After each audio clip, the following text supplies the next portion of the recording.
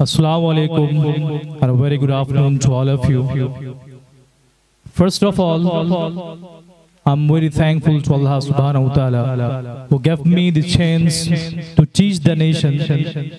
And I'm very lucky, and I can say I'm very lucky person in the world that Allah has selected me for this opportunity to train the nation. I have a vision that I have to reach at every home of Mewat, also at every home of India, and I have to train every individual student of the nation. Now, I would like to say thanks, and every corner of my heart wants to say a thanks to a man who has a strong determination, a man who has a great enthusiasm, a man who has a pain in his heart for his community, and a man of action, the legend of Mewat. That man is called Ramzan Chaudhary. All the words are powerless to express my thanks, because you deserve more thanks, sir. Thank you for all these things you made is possible.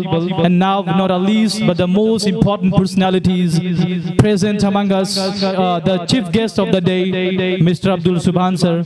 I'm very heartily thankful to you. You came here. And now, I have a message for Mewat. I have trained 45,000 students in my life.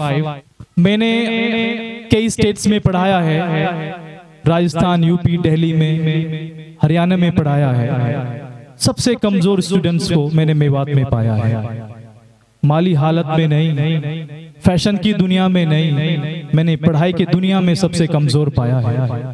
ऐसा नहीं कि उनके अंदर talent को नहीं पाया है, उनके अंदर टैलेंट को कूट कूट कर पाया है। अगर मैंने कुछ नहीं पाया है तो उनके अंदर जज्बात नहीं पाए हैं। मैंने उनके अंदर एक मंजिल नहीं पाई है और एक माहौल पाया है। वो माहौल एग्जाम में नकल करना पाया है। मैंने भाई को, बाप को, दादा को, दोस्त को, और हद तो तब हुई जब मैंने कुछ उस्तादों को भी नकल करवाते हुए पाया है। हम ये चीज सोच सकते हैं कि हम कहां जा रहे हैं, हमारी नस्लें तबाह हो रही हैं इस चीज से। हम उनको डिग्रियां जरूर दिला सकते हैं, ऐसा करके डिग्रियां जरूर दिला सकते हैं। मैं उनसे पूछना चाहता हूं, उनसे कहना चाहता हूं, वो अपने आप से सवाल करें जिन्होंने एग्जाम में नकल की है, क्या वो अपने आप को काबिल समझते हैं? अगर वो इस बात की खुद गवाही नहीं दे सकते तो भला दूसरा कौन गवाही देगा इसमें? ये दुनिया है, यहाँ काबिल लोगों की गवाही नहीं दी जाती।